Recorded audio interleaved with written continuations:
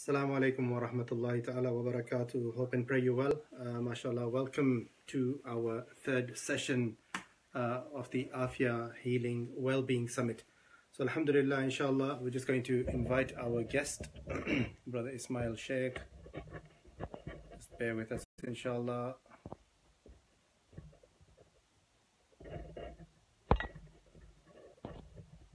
Okay, as we just call him in, Ismail.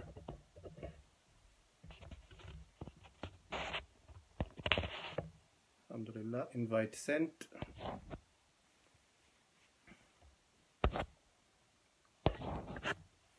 Alhamdulillah. Okay, mashallah. So the invite has been sent into our guest. Welcome, inshallah. If you're joining us from all over, mashallah, I can see there's people joining us from the east and the west. So inshallah, we're just waiting for our guest to come on. Ismail Shaikh wants to be in your video. Yes, I think we can allow him. Just this once, I think. Inshallah, we... Assalamu alaikum. Whose beautiful face is that? Is that you, Zuhair? In my alhamdulillah. Later, alhamdulillah. MashaAllah, burning the midnight oil. Yeah, MashaAllah. Is this, you can hear me clearly? Yeah, absolutely. No, that's fine. Perfect, MashaAllah. Okay, alhamdulillah. It's cutting a little bit. I can't hear you too clearly. Okay, inshallah. Let's just see how it goes for a moment. Okay. Okay. I think the signal will be good. So Bismillah ar-Rahman ar-Rahim. Alhamdulillah Rabbil Alameen. As-salatu was-salamu ala ashrafil anbiya al-mursaleen wa ala alihi wa sahbihi ajma'in. Alhamdulillah wa shukrullah. We thank Allah subhanahu wa ta'ala for allowing us to gather here for his remembrance. With that, alhamdulillah, we ask Allah subhanahu wa ta'ala to bless us, inshallah, with his wisdom and knowledge and insight with regards to the topic that we are bringing to the fore, dealing with mental health at the grassroots level. So, inshallah, today, if you're joining us for the first time, my name is Zuhair Giraj, founder of Aafiyah Healing based in the UK. And alhamdulillah, we have a beautiful network of therapists around the world. And this is session 3 with Brother Ismail Shaikh from Toronto. Previously, we've had Sister Zai from Singapore. We've had Sister Suraya from Adelaide. And now, alhamdulillah, we're crossing over from the east to the west. And with that, mashallah, what we're going to do is we're going to be discussing an important topic. And I'm touching on topics that are very sensitive and something I like talking about. So what we need to understand also today, inshallah, is that if you've got any questions pertaining to mental health, your personal issues and questions, then feel free to throw them up. I've got my laptop here in my lap, and I'll be looking at some questions as our guest speaks, inshallah. And then what we'll be able to do is we'll answer the questions as we go along. Those that we can't, then we'll come back to you at a later stage to do so. So we've got the links in the post as well. There's Aafiyah Healing. You can go to that page and like it. Managed and run by our brother here. So go to his Jazakallah khair. Inshallah. And through that, may Allah subhanahu wa ta'ala give us a better understanding with regards to mental health and issues. So alhamdulillah. So Ismail. Jazakallah khair for, first and foremost, Bismillah wa salatu wa salam ala Rasulillahi sallallahu alayhi wa sallam. Rabbi shrah li sadri wa yassir li amri wa hlul 'uqdatan min lisani yafqahu qawli. First and foremost, Brother Zuhair, I want to say Jazakallah khair for inviting me on this platform to talk about such a poignant issue in the Muslim community, as well as, the world globally in general. Mental health and mental illness is such a taboo topic in different communities across the world. And I remember a lot of brothers one time chastising another brother in a masjid who was suffering from a mental health issue.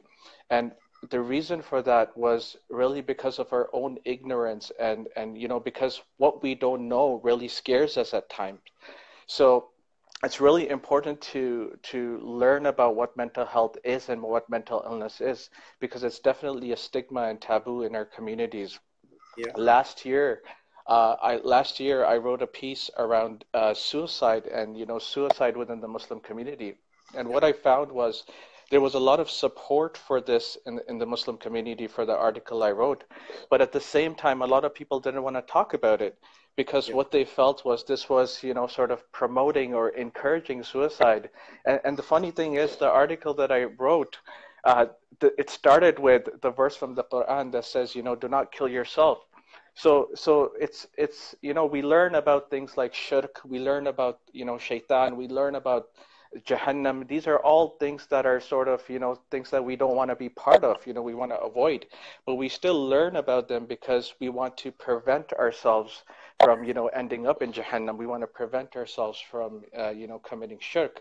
We want to prevent ourselves from befriending shaitan.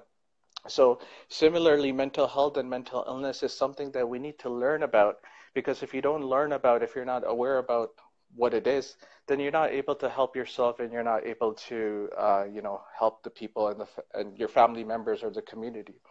And really, you cannot talk about counseling and therapy without talking about mental health and illness, because really one can argue that this is essentially looking at the same thing from a different perspective. So one is about treatment, where we talk about counseling and therapy, and one is about the issue, which is mental illness. So our reaction to it and our relationship to mental health and mental illness needs to shift. Now, what happens with mental illness is there's a lot of stigma associated with it. There's not as much of a taboo, which is more severe in certain societies across the world, but in more developed countries like ourselves, developed communities here, like for example here in Toronto, there's stigma associated, whether it's in the Muslim community or non-Muslim community, and stigma is really sort of a prejudice that you hold against a certain group of people. So when the public, when the community creates stigma around an issue, when they create sort of the belief that mental health or mental illness is a negative thing, right? It's a negative thing, and so what happens is community members and those individuals who suffer from mental health issues, they can take on that stigma upon themselves. So what is called a public stigma can end up becoming what's called a self-stigma. So when an individual suffers from mental health issues and mental illness, he thinks, hey, you know what, I shouldn't be seeking support. I shouldn't be seeking help because what I'm experiencing is wrong. And this is completely incorrect. This is completely incorrect. So we need to shift our perspective. And what I'm finding, alhamdulillah, and unfortunately this is the case, is that when the community hits a crisis point, which is what I noticed last year, where there were quite a bunch of, people taking their lives and harming themselves in the Muslim community, quite unfortunately. This is when, from that pain and hurt that we experience as a community, we experience growth and we figure out ways of learning. So what I found is the religious leaders were forced, in essence, in a way, they were forced to kind of talk about mental health and mental illness. And these days, on social media, I look at religious leaders talking about mental health, trying to break the stigma with mental health. With mental illness. So I think this is great. This is great. If you look at and feel free to stop me if I'm ranting on, but feel free to stop me if you have any questions. Yeah, now, inshallah, just to share the video, inshallah, while they're coming on, just to share the video, please, so that those people that are awake at this point in time can, inshallah, just also benefit from this, inshallah. Sorry, yeah, carry on. Yes. Yes. So what I'm finding, clients, when they come in counseling, I have brothers that come into counseling and therapy, and they talk about, how much pain they have experienced in their life. And the reason that they have waited this long is because, they had a strong sense of self-respect and dignity, and they didn't want to seek help. And it often baffles me when an individual tells me that, because, you are, in essence, you are actually in some ways disrespecting yourself, disrespecting your body, disrespecting your mind, disrespecting your soul, when you're not, taking care of yourself, when you're not taking care of the amana that, Allah subhanahu wa ta'ala has blessed you with. One of the recent articles that I wrote that talks about the importance of counseling and therapy and why it's not haram, the reason I wrote that article was because there was a discussion on social media where two individuals were talking about how Allah subhanahu wa, if everyone followed Allah subhanahu wa ta'ala's orders, there would never be an issue. No one would need counseling and therapy. And yet, if you read Surah Al-Baqarah, you look at, the angels said the same thing to Allah subhanahu wa ta'ala. They said, are you going to create mankind here? They're going to create bloodshed, they're going to hurt each other. And Allah subhanahu wa ta'ala said, I know something that you do not know. So as long as human beings exist, there is going to be problems. There are going to be issues. I'm always baffled when clients tell me, when people say, counseling and therapy is, you shouldn't go to counseling and therapy, and yet it's unwise. Sorry, go ahead. No, that's fine, inshallah. So this is something that we want to hear from the audience as well, from our participants and listeners, viewers, inshallah. If they can share some of their experiences, whether they feel if this is something that's permitted, or if they've got this doubt whether certain therapies are allowed or not, and who exactly have they asked that has given them that input or that opinion that this is allowed or not allowed, and why is it causing such a stigma? I'm actually quite shocked that you've had to write an article saying why it's not haram. And yesterday I was talking about mental health, emotional well-being with regards to disease manifesting in the body. And in that, the brother mentioned that, if we prayed our 5 salahs a day, then really we shouldn't be having depression or any other mental illness. And I said, subhanallah, only if that was the case. Because despite everyone reading their salah and giving zakat and, paying sadaqah and everything else that they're doing, they still have all the troubles in their lives. And I said, subhanallah, to those people, because their lives resemble more closer to the sunnah of the Prophet ﷺ and the Sahabas than anyone. So the Prophet ﷺ was, covered with, all these issues and depression and grief, and this is why Wad-Duha was revealed. Surah Wad-Duha, giving the Prophet ﷺ hope again, that don't worry, we're coming to you, and وَلَلْ آخِرَةُ خَيْرٌ لَكَ مِنَ الْأُولَى. This is amazing. What is to come is far better than what you are going through now. But again, this is Allah, and this is Allah knows. Inni a'lamu ma la ta'lamun. I know that we do not. So Exactly. Till the end, subhanallah, to wonder what Allah his master plan is. One important thing that you mentioned was that people we are created to interact with one another. We are created to interact with one another, and when we connect with one another, that is where emotions come from. Emotions don't, they don't end up in our plate. We don't emotions and feel emotional. We don't, only after interacting with other human beings do we actually then impart, due to the problems of our nafs. It's my greed. Right. Absolutely. So khair, bismillah, carry on. Yeah, no, I think you have hit. That's I think about it like this. If the pipe in my house was busted, just very simple example. If the pipe in my house was busted, and sort of framing this around hikmah.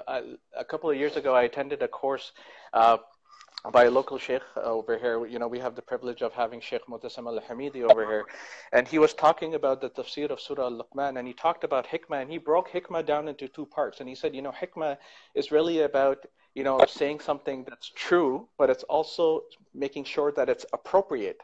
So when we go to this example of the pipes in my house that are broken, if the pipe was broken and someone came to me that, brother, have sabr, right? Have sabr in Allah, have patience. The pipes, don't worry about it. It's flooding, but have patience. Allah subhanahu wa ta'ala will reward you. Yes, that pray 2 rakat. The pipes are broken. Pray 2 rakat. It'll solve it. So the point here that I'm trying to make is that yes, those things are true. There's nothing about that. What you're saying is incorrect. What that brother is advising me is incorrect. That yes, you should have sabr. You should pray 2 rakah. You should ask Allah subhanahu wa ta'ala.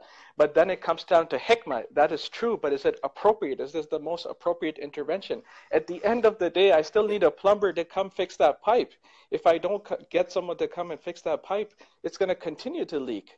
And so one of the things that I want to encourage brothers and sisters to think about is, it's unwise, and this is one of the first things that I wrote in the article, is that it's unwise for a brother or sister who has food around him to deliberately starve himself and then say, I complain of my pain and grief only to Allah subhanahu wa ta'ala. It's completely unwise for that, because if you have the resources around you and you're not taking advantage of that, and then you're deliberately harming yourself and then saying, oh Allah subhanahu wa ta'ala, why me? Why me? Well, he's given you the resources around you to seek help. There's brothers and sisters, there's brothers like yourself from Aafiyah Ealing, there's Sister Soraya, all these brothers, this is why I think the summit that we're going to have, this is why I think the summit that we're going to have, inshallah, is so important, because when we're talking about grassroots counseling and therapy, we're talking about not a top-down approach. This is not something that's coming from like authority or the leaders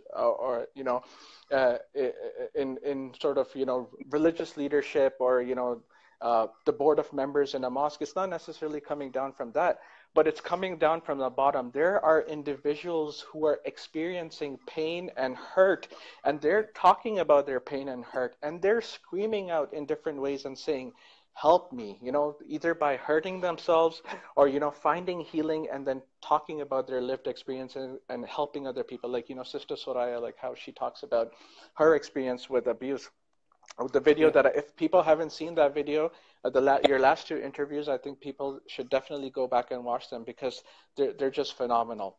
And the other thing is, you talked about social, how this is, you talked about how, people, this is all about socializing and talking and opening up about your problems and relationships.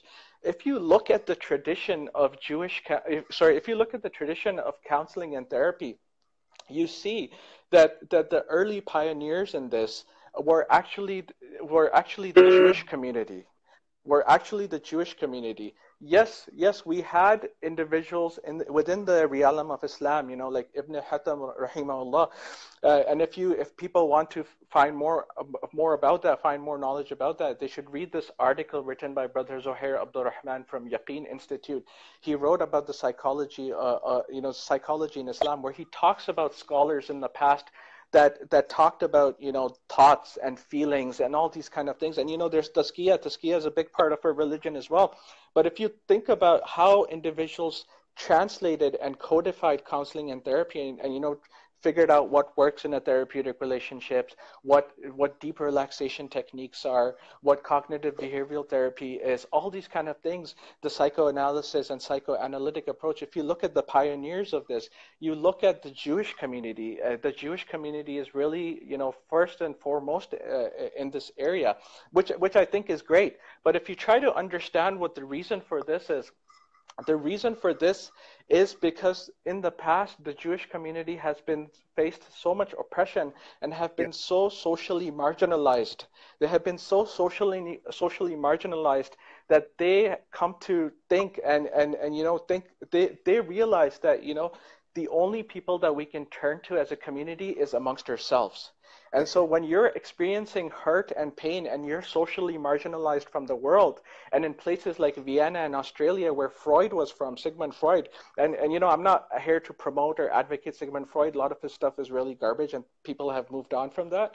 But if you look at the community there in Vienna, Austria, where this originated, the psychoanalysis and psychoanalytic approach, you see that community was so socially, they were ostracized, they had become outcasts. And so a community like that comes to realize that we cannot turn to anybody except our own selves. And so you talk and you open up about your issues, and you open up about your feelings, and you open up about your pain with not an outsider, but within your own community. And because you're going through such pain and hurt as a community, you are forced to come up with ways. You're forced to come up with ways of, figuring out what's therapeutic, what treatment looks like. How can we actually help? How can I actually help my mother? How can I actually help, my brother or sister? How can I actually help my neighbor? Because you can't depend on anybody or anyone else. So what I am seeing now is, especially in a post 9/11 era, and with Mr. Trump, who's the Trump era, and the rise of Islamophobia. What I'm seeing now is, the Muslim community, there's a rise in mental health and mental illness, and what I'm finding is the Muslim community is beginning to realize that we cannot depend on anybody except first and foremost Allah subhanahu wa ta'ala, and then secondly we have to tie the rope and come amongst ourselves to figure out ways of helping each other, to counseling each other, to providing therapy to each other, not just helping each other economically, but also figuring out, understanding psychology, understanding ways of healing, holistic healing, which is what Aafiyah healing is about. So this is what I'm finding as a community. And if you look at some of the statistics, like I was trying to find some statistics for this talk, and unfortunately I couldn't find anything recent. The last statistic that I found was by this organization, this article that this organization in North America called Sound Vision, which does a lot of amazing work. They published they cited a research study by Yale University, in which they tried to find out what mental illness looks like in the Arab American community. And what they found is more than 50% of Arab Americans were showing signs of clinical depression. Yeah. Right? And about 56% of the Muslim community was describing themselves as struggling. Right, yes. which is a very big term, but it could mean a lot of different things. But in the context of mental health and mental illness, that's quite severe. So I think it's great that one of the things that we have as Muslims is we're very resilient people. Muslims are very resilient people, mashallah, and the reason for that is because our faith is keeps us really resilient.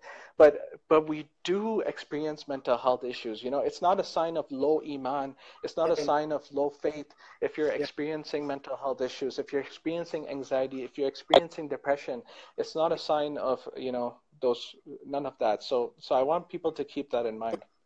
On this side of the Atlantic as well. One of the things, like you said, is that although the Jewish community, you see, the thing is that necessity is the mother of all inventions. And when perfect, yeah, I couldn't have said it better. We'll find a way. And this is where the Muslims are as well now, that we have found ourselves stuck out of this. Before, things were peaceful, things were calm, things were, getting along just fine. And in that session, what used to happen was, people were just happy enough by reading the Quran and reading just the basics, doing the basics. But now we've entered into another dimension altogether. And this is where a lot of required. There's a lot of, we have to now begin extrapolating from the hadith and from the teachings of the awliya Allah to see what is it that we can do. And subhanAllah, when you look just as far back as the Ottoman Empire in Andalusia, they used to use things like, music, art, color therapy, all these things that today people haram. The Ottomans, the Muslims were at the forefront. Yeah. All these forms of therapy that subhanAllah have been lost in the last 100 odd years. And it's such a shame that we need to reconnect back to our roots and also understand that, subhanAllah, everything that the Prophet ﷺ did in the way that he conducted with the Sahaba Ikram, with elders, with the women, with children, we can see, and with the enemies and with the Muslims, the non-Muslims, and all different types, that he showed us what the best way to communicate with them. When Sahabas, when you study the hadith, you'll see so much of mental health issues there as well. And you will see habits, and you will see addictions, and you will see abuse, and you will see women complaining about domestic violence and vice versa. And subhanAllah, the Prophet ﷺ has an answer for each condition that we are suffering from today. So the question also now to be placed, one thing you said that, because people have got mental health issues, it is not a punishment. Okay, it is not a curse. It is not a punishment.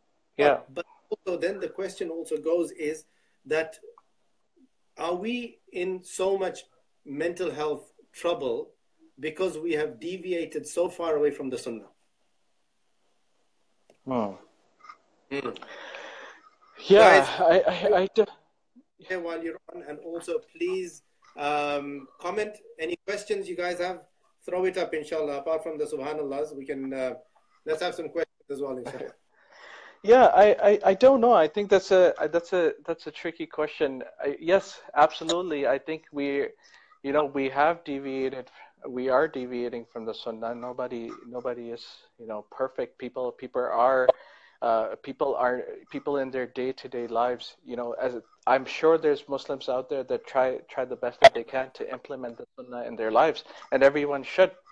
So yeah, I think it is an issue. Religion plays a factor in it, but the way I categorize mental illness is just like diabetes or cancer. This is how it is.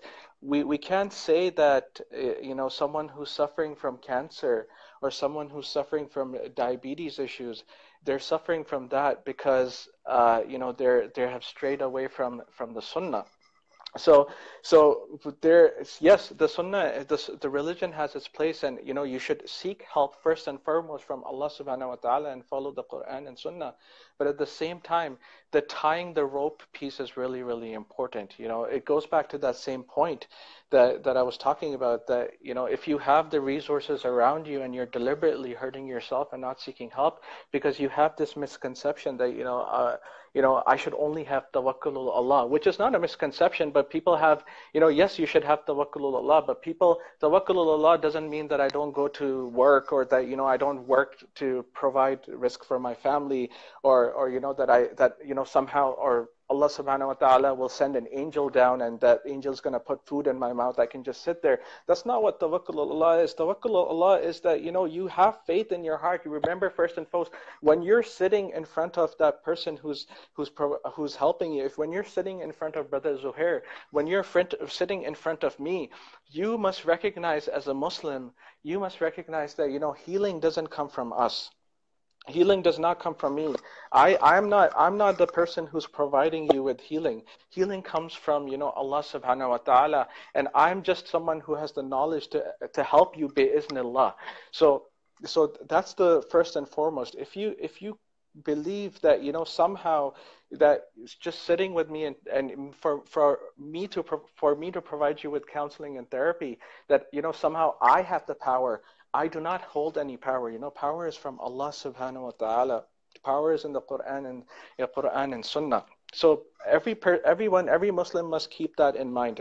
I think that's really important. But at the same time, once we have that discussion around, tawakkul on Allah, how is it that we can tie the rope? And this is where these therapies like, deep muscle relaxation, and, anything like cognitive behavioral therapy, NLP, trauma release, mindfulness meditation, all these different things, they're not against the Quran and Sunnah, they fall within the realm of that. So I think that's important to bear in mind. To what is available out there.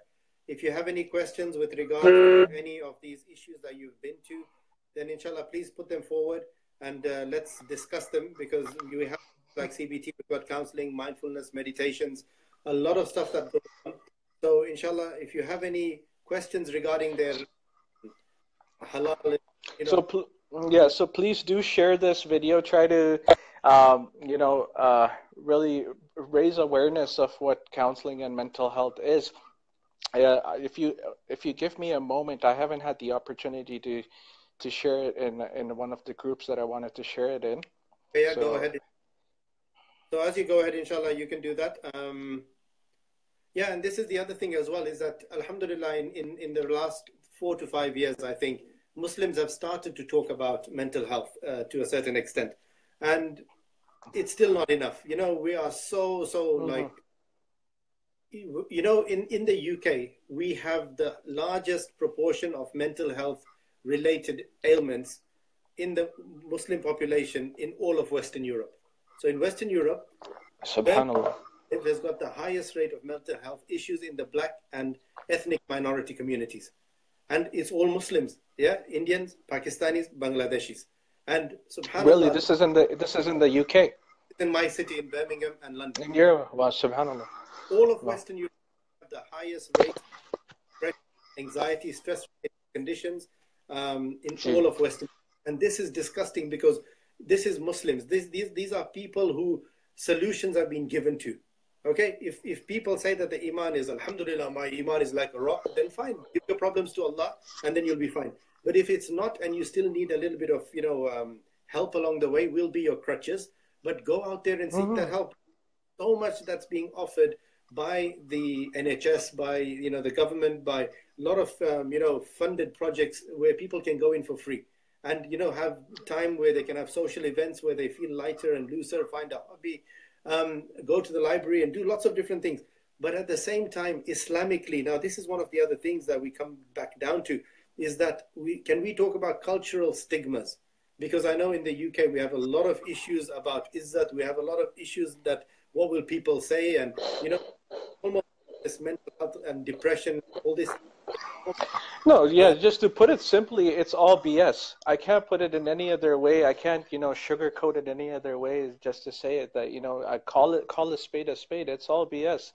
There's cultural, ask the person who's experiencing pain and hurt, right? Ask the person who's, and I think empathy is such an important thing. I think this is a basic core skill that we lack in the community, to be able to put ourselves in someone else's shoes and to understand their perspective and what they're experiencing is such a core skill that we need to cultivate within ourselves in our communities.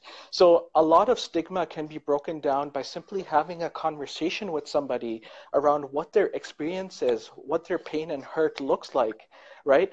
So it's quite unfortunate that we have this. I gave an example at the beginning about this brother who was being chastised, and he was in the mosque, and he was, you could tell that he had some kind of psychotic disorder because he was talking to himself.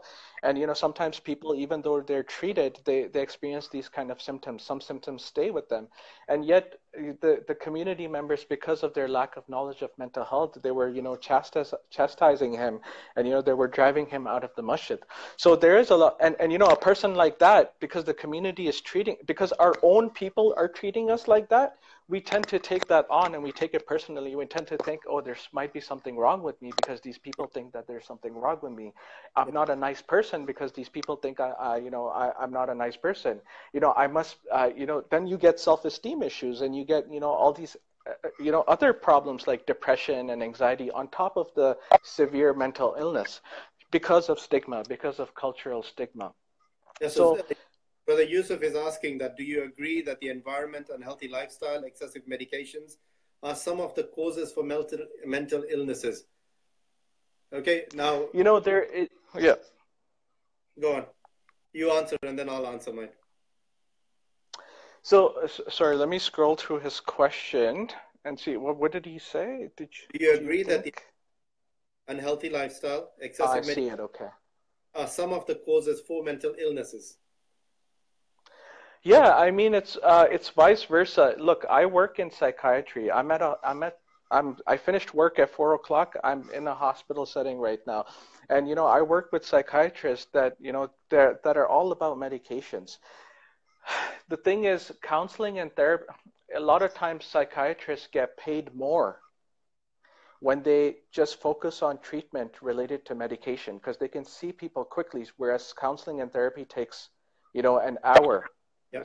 To meet with somebody, it takes an hour. So the more patients you see, the more you can bill, and the more you make money. So at the end of the day, it is a money game. But a lot of these issues, for example, I'm forgetting the name of the psychiatrist, but 4 or 5 years ago, there was a psychiatrist who published research, and he said, what he said was, in his research, he was trying to figure out whether medication for depression is actually effective.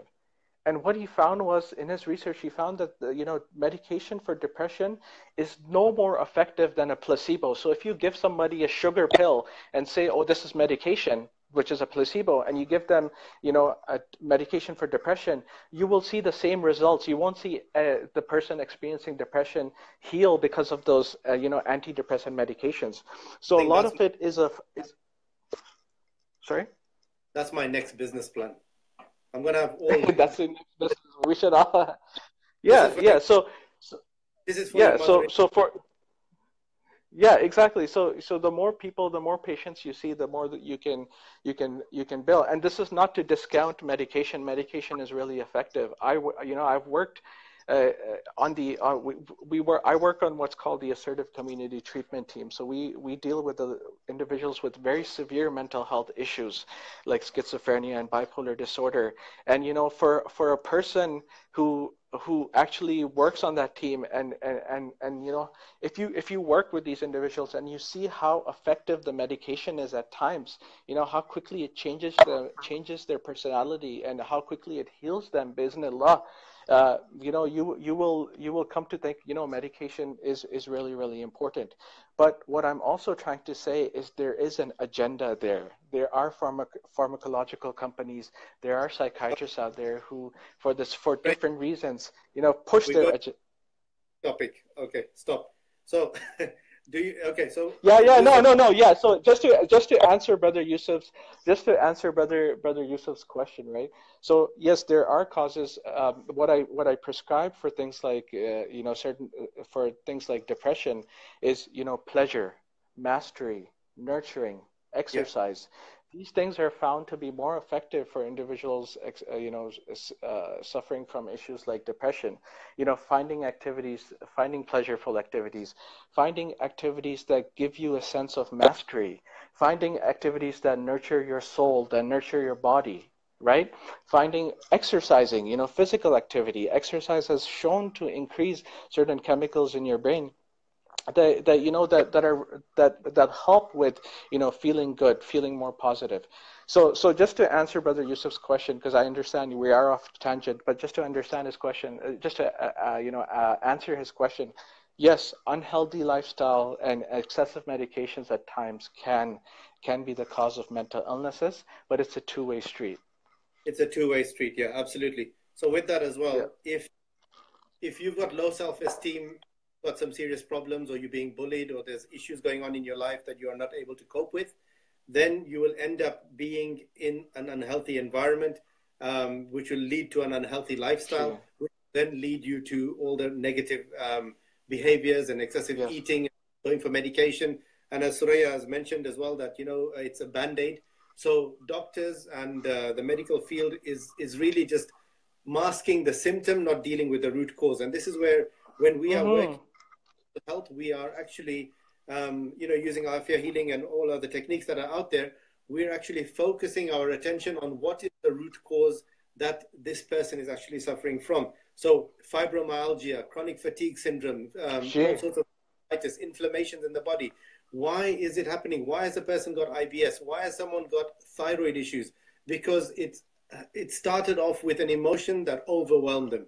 And this is what trauma is. This is Absolutely. what stress is that it's an overwhelm, that the person cannot deal with the situation that they're faced in. And this is why I asked you at the beginning again, is that we go back to the Sunnah, because the Sunnah teaches us the correct response to each of those stimuli that are thrown at us. Allah subhanahu wa ta'ala says in the Quran that وَإِذَا خَاطَبَهُمُ الْجَاهِلُونَ قَالُوا سَلَامًا. A lot of the time we get irate with people who are from the jahilun, from the ignorant and the fools and the idiots and everything else. And the response that normally people get wound up by is that they join that discussion with those people and they drag us down to their level and beat us with experience. But yet Allah subhanahu wa ta'ala wants us that our response must be that we just say salam. Now, for example, the Prophet sallallahu alaihi wasallam, when the kuffar of the mushrikeen of Makkah were, oh, Muzammam, they're spoiling his name. And the Prophet sallallahu alaihi wasallam is looking back, and the Sahaba said, Ya Rasulullah, they're calling you an evil name, and why are you smiling back with them? And he sallallahu alaihi wasallam said that, well, my name is Muhammad, not Muzammam. They're calling Muzammam, right? So he was just smiling. So he just remained in that high vibration while these people thought they were getting to him. So, and this is I think that's a brilliant point. That's such a brilliant point. Yeah. for teaching your children, when especially if they're going through bullying, we need to ask them, Yeah. because I'm Muhammad, I've got a daughter Hadia. I tell them, look, you people are special, and understand, they're going to call you a name. Ask yourself, are you that person that they're calling you? And if not, you give them the story of the Prophet sallallahu alaihi wasallam, and you carry on pushing their self-esteem up in that way. Okay. I think what you said is fantastic. I think the other day I was learning about marriage and marriage counseling and relationships. And I think, I don't know if you have heard of Dr. Gottman. Dr. Gottman, does a lot of research, has been doing a lot of research for the past couple of decades in the field of marriage. And marriage counseling has helped a lot of couples, and he talks about what's called the 5-to-1 rule, right? He talks about the 5-to-1 rule, and he says, for every negative thing that you say, or every criticism that you say or make, right, every teachable moment, make sure that you surround it with 5 positive things. Make sure you are surrounding it with 5 positive things. And I was like, wow, subhanAllah, this is really cool. But the more that I thought about it, I was like, we have something much better than this in the Islamic community, and it is Assalamu alaikum wa rahmatullahi wa barakatuh. The whole conversation begins with, wishing salam on somebody, asking for barakah, for them, asking for mercy of Allah subhanahu wa ta'ala.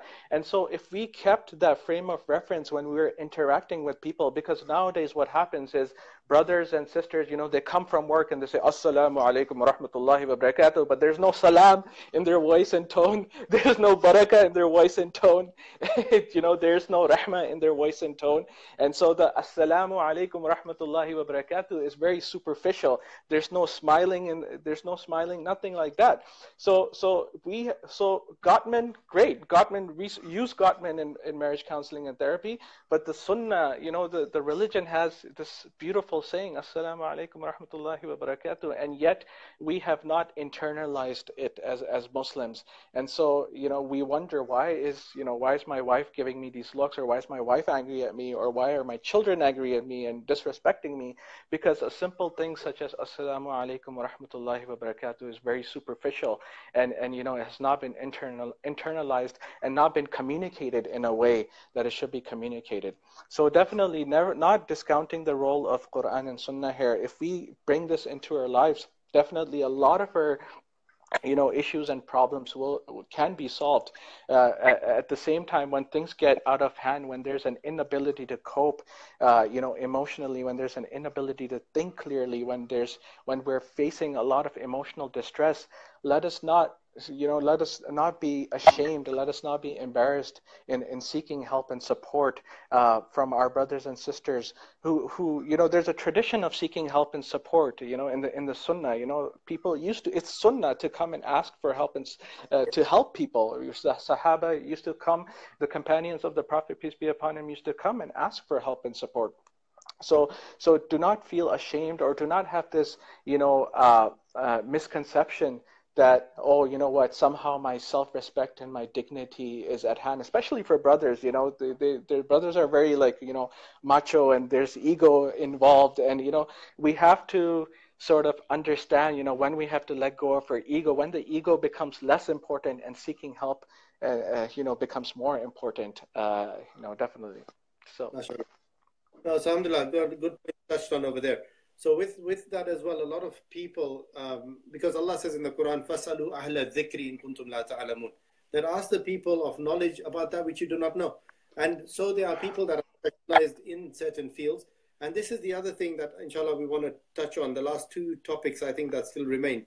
One is, what are the mosques and our community centers and the ulama and the sheikhs and the mashayikh that we have put on a pedestal up there, their approach to it? Although I know now, mashallah, in the West, they are starting to open up with regards to the knowledge and accepting that, yes, there is something called depression, there is these problems, and it is being addressed a little bit.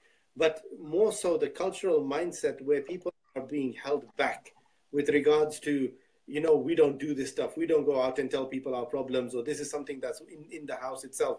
And subhanAllah, I'm working with a client now. Ghar ki baat. Huh? Ghar ki baat, right? Doesn't need to go anywhere. So you remain depressed. And when people come. But this, na'uzubillah, oppression within the household. And this is why, you see, this is so important about hukukul ibad, that the rights of one another. Hukukullah, Allah will forgive us. You can shed a few tears tonight and say, Allah, please forgive me. It's done, we're clear.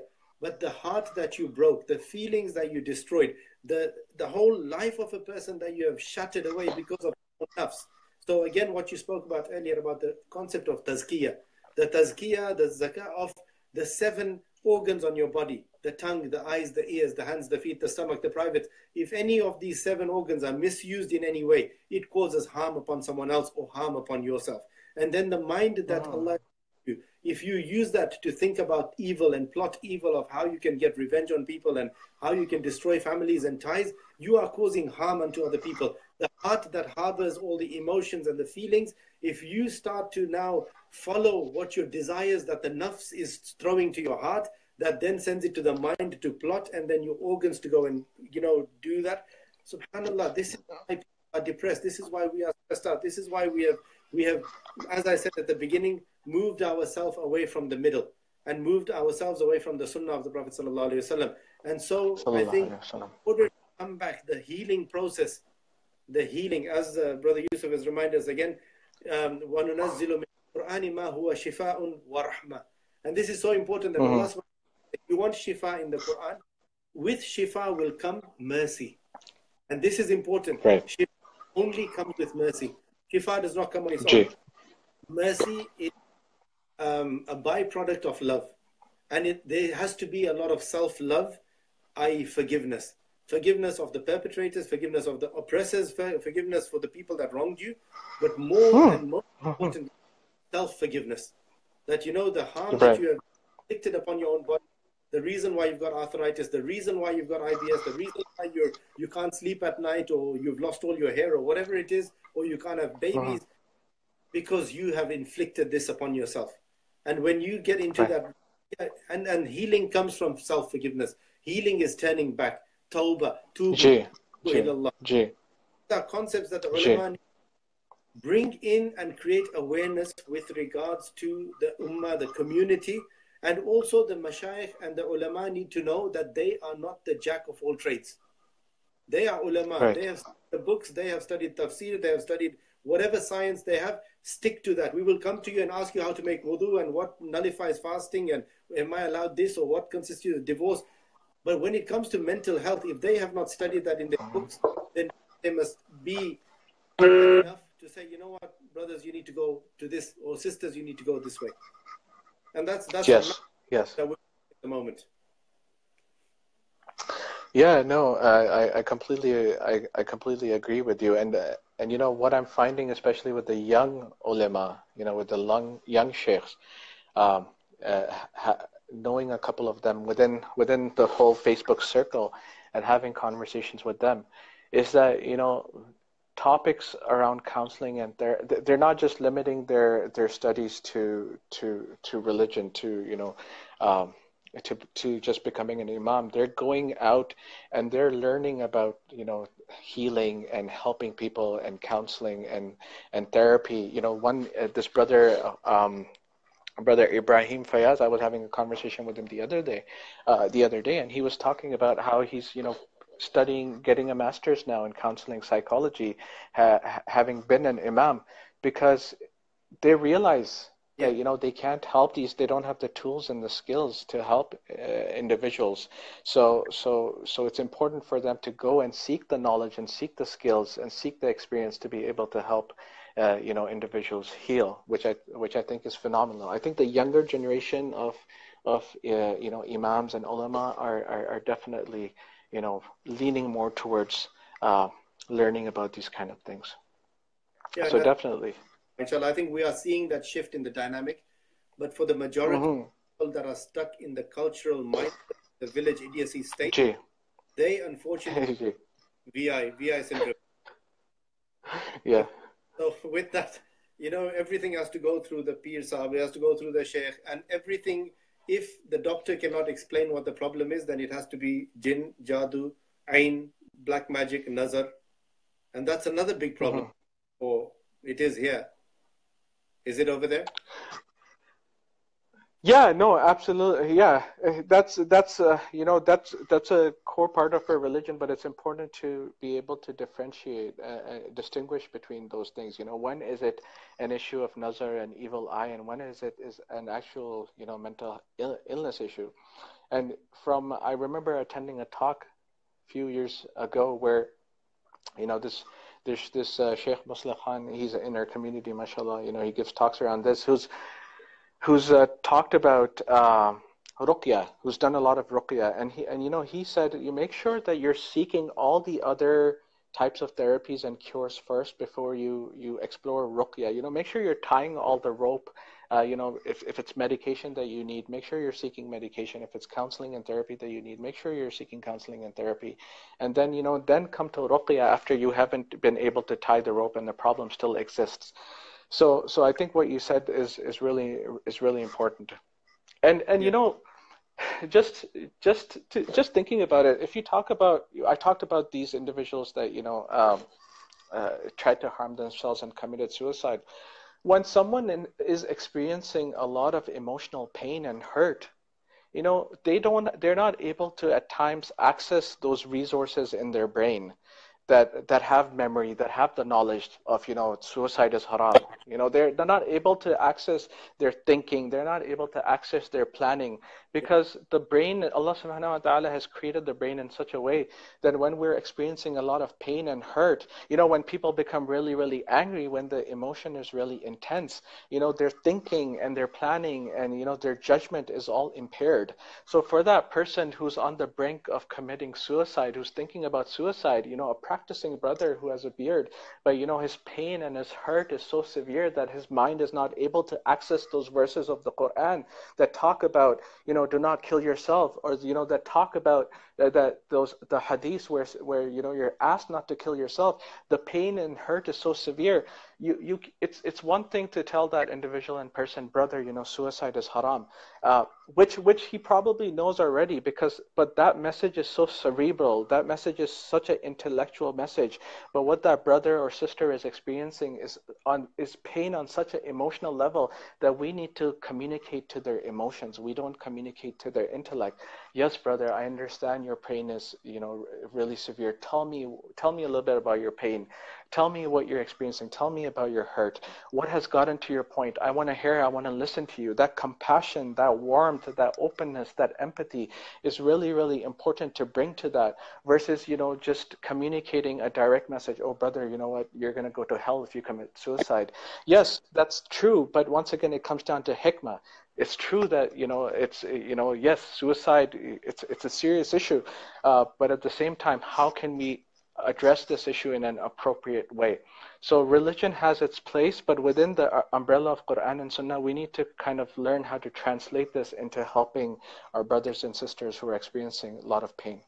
Absolutely. And I think that's where we are, you know, at the forefront of mental health in terms of from a deen point of view, alhamdulillah, because we do have a lot of professors and psychiatrists and Muslims in good positions.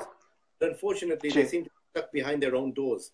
You know, they're not Yeah. accessible to the community. And this is what I find. I went to a seminar recently, and we had like the top dogs of you know, the Muslim world and the leaders. And but subhanallah, you try to call them after the work, after the seminar, you try to email them, you try to get a contact number for them. They're not accessible. They are there to write their theses and their papers and to make up theories about this, that, and the other. But apart from that, subhanallah, when it comes down to working at grassroots level, those people aren't there. And this is where, you know, Yeah. it's very, very difficult to actually deal with this issue, because then people like yourself, alhamdulillah, and other, you know, practitioners that are out there, they're sort of, you know, filling up that vacuum. But a lot of the times, most people can, the only thing that they can do is listen to other people's woes and whims and what's going on. But really, my approach to this whole, you know, mental health issue is that a person, when they speak to someone else, will offload. And when they offload, they'll feel better. But then they're back at the same stage. They'll come back to you the following week and say the same things to you again. So they felt better. So how many years can you go on listening to the same story? We really need some intervention where you can get in and detach them from that emotional root cause. And this is why when we're looking for our clients, I tell them, please, I don't want to, your problem's your problem. Allah gave you that problem. Me, associate your problem with some feelings that you're feeling and detach you from those. I want to neutralize event in your mind for you. And alhamdulillah, that way we notice that, you know, we don't need to sit week after week, month after month, year after year, hearing the same story. We can break it off, focus on rebuilding. Okay? The trauma has happened. Absolutely. And now let's rebuild. Let's just focus on this and bismillah. Yeah. Absolutely. I think it's cathartic, like you said. There's a lot of catharsis involved when you talk about, and sometimes just having an objective and knowledgeable person in front of you. The way I describe counseling and therapy to my clients at times is that it's like you and I sitting in a car, and I'm the passenger and you're the driver. You always have control of the steering wheel, and you can always decide where you want to take this car. I'm just your passenger, and I'm trying to guide you where to go. And all of this is happening on the road of counseling, therapy, and in a world of Quran and Sunnah. So this is sort of the analogy that I like to use with my clients. And another way I like to describe to them is that you bring me your paint colors and I'll show you how to paint. Because what I'm finding is a lot of brothers and sisters, people in general, they're not aware. One thing I like to talk about with clients is, sorry, I just hit the charger. One thing I like to talk to about clients is, their inner weather map. We learn about weather. We always check the weather. What kind of weather is it today? Is it cold? Is it hot?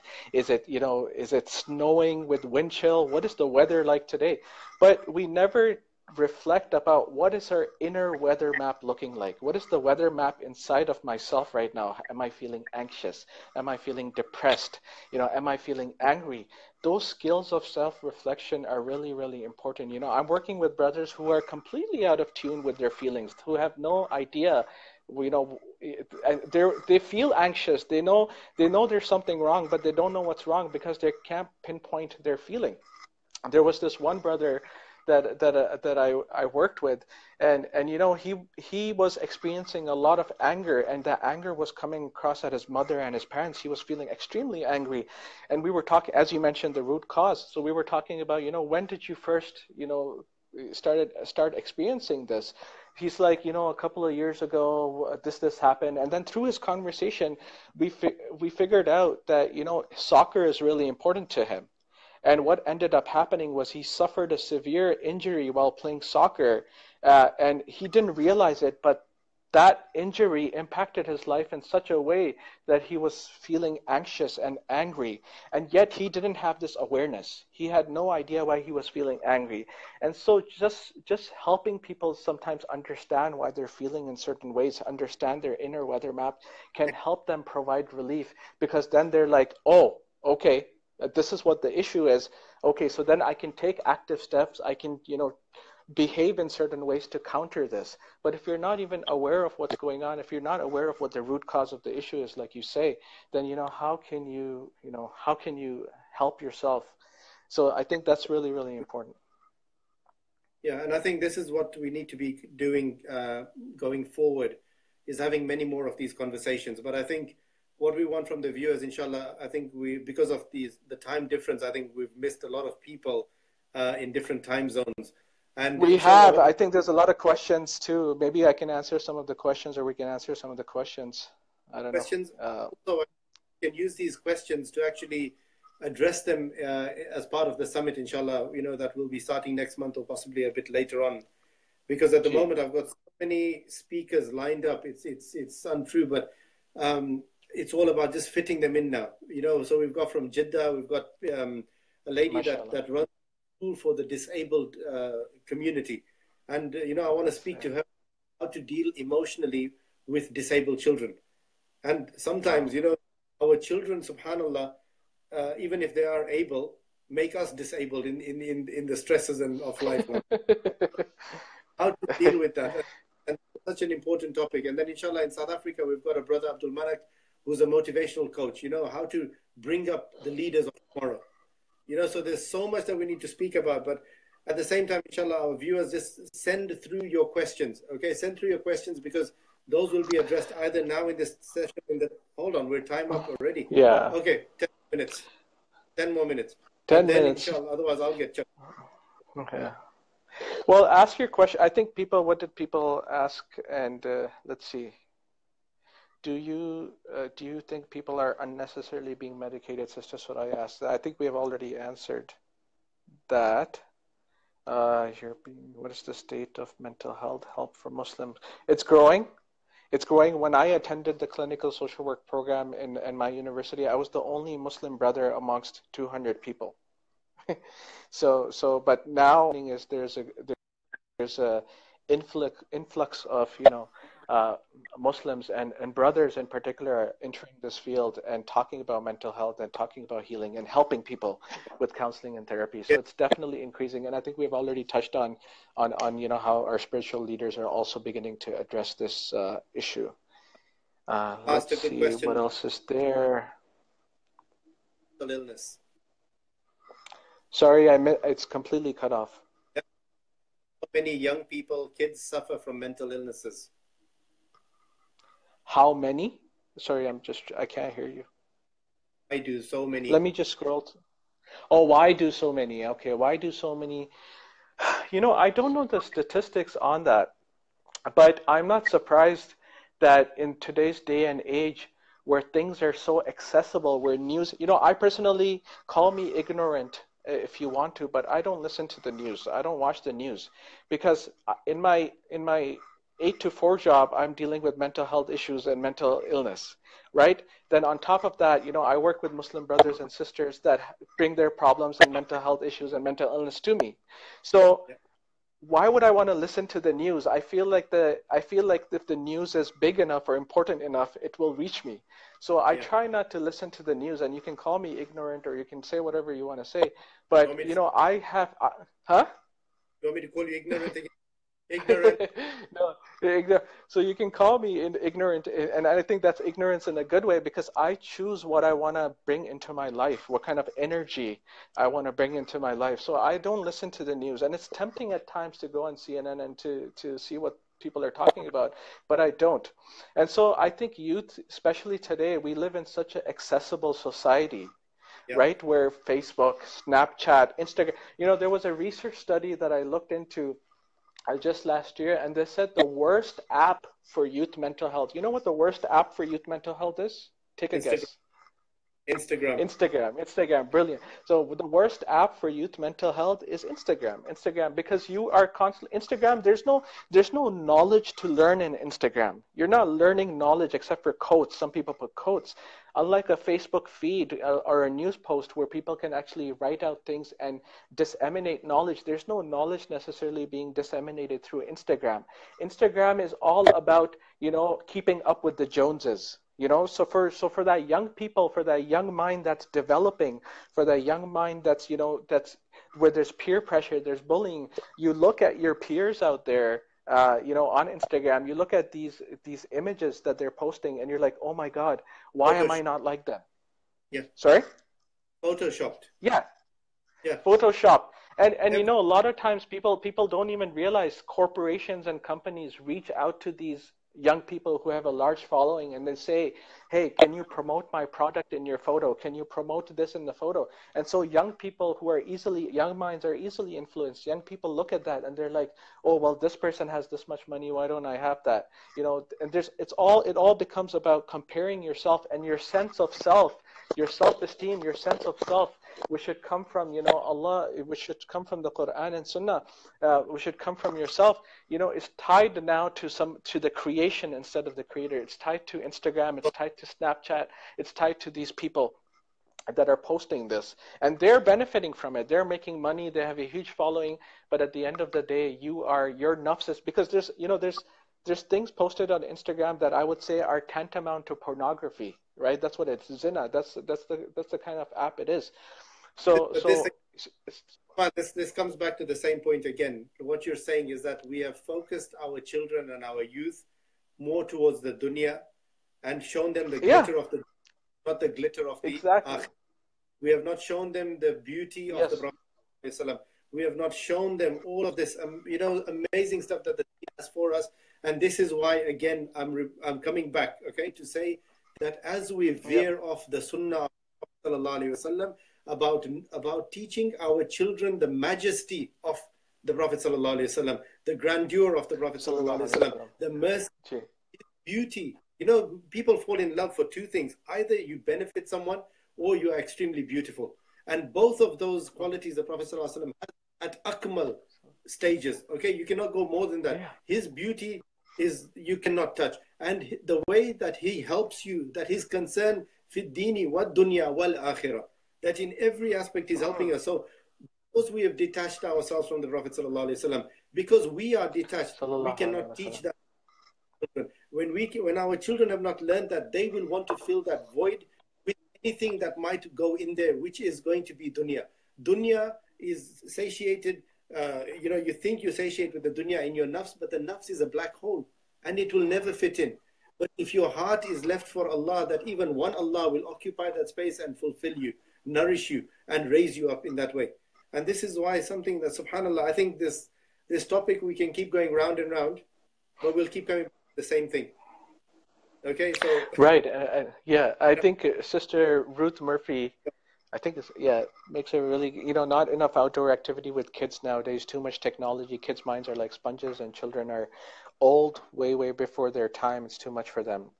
Yeah, and they force children behavior. If you cannot show them salah, if you cannot show them salawat, if you cannot show them, how to send blessings upon the awliya Allah and the grandparents and all that, what else is there? So we are losing our children at the earliest of stages by handing them over to the TVs and to the consoles and to dunya and to the bad news, and subhanallah. May Allah raise us. May Allah protect us. And Allah bless you, raise you and increase you. May Allah subhanahu wa ta'ala grant you and your little child khair and Aafiyah. Bring them up in the best of. Ameen. Be a flag bearer. Wayak. And then from and our viewers, may Allah subhanahu wa ta'ala give them the means and sabab and the tawfiq to take the right action, to follow through, to be able to deal and to face head to head their issues that are holding them back. Because for each person that's watching them, they turn their life around by getting in touch with us or anyone else that they trust close to them, that inshallah, let us facilitate for you the healing process, the counseling process, therapy process, so you may find that clarity in your thoughts, the clarity in your heart, that to be able to take the next few steps to get you out of the hole that you're stuck in.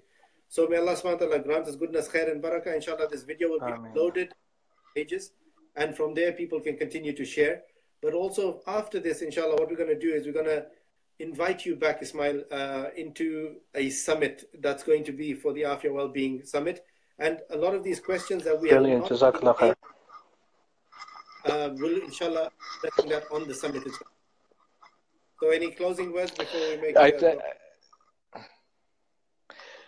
no, I think, I don't have any sort of, just one piece of advice that I want to leave before we head to the summit is, when we look in social work theories, we talk about the smallest unit of our society, and the smallest unit of our society is the family. Right. So similarly, the smallest, unit of the ummah is the Muslim family. So I am here in this position in front of you talking about these issues because of my experiences within my own family, right? That I had to deal with and that I had to step up and support. And then Allah subhanahu wa ta'ala put me in that position to be able to help them and guide them and support them. Bismillah, be their, sounding board emotionally. So, and that led me to the counseling and, to that. So focus on your family, focus on your children, because just like the moving parts in the watch, if a small part is broken, the watch is not going to function. Similarly, the family is the smallest unit of the ummah. The Muslim family is the smallest unit of our ummah. So focus on working on your families, focus on healing in your families, focus on healing on yourself. So when the family is fine, then inshallah, together the ummah, also heals. The ummah heals, inshallah. So that's what I want to leave you guys with. Jazakallah khair once again, Brother Zohair, for inviting me on this platform to talk about this important issue. That's an important point. Ya ayyuhalladhina amanu ku anfusakum wa ahlikum nara. This is a command. Oh, you who believe, save yourselves and your family from the fire. That's it. We don't have to worry about what's happening on the other side of the world and, someone stripped over a banana peel in Australia. Who cares? What's in my house? What's happening in my house? If I can fix my house, once my house is sorted, I can fix my neighbors. And my neighbors are sorted, my street will be sorted. When my street is sorted, my town will be sorted. My city will be sorted. Then my country will be sorted. That then will carry across the globe. But until my own house is sorted, then we need to fix our own homes, our own backyards. May Allah give us tawfiq. May Allah bless you, raise you, increase you, and for all our viewers, inshallah. Jazakallah khair. If I haven't been able to answer any questions, I want to apologize. I'll look through the comments and apologize. And you can always, send me an email or PM me or message here in the comments, inshallah. And let's move forward from that, inshallah. May Allah give us tawfiq. Jazakumullah khair. Assalamu alaikum wa rahmatullahi wa barakatuh. Wa alaikum assalam wa rahmatullahi wa barakatuh.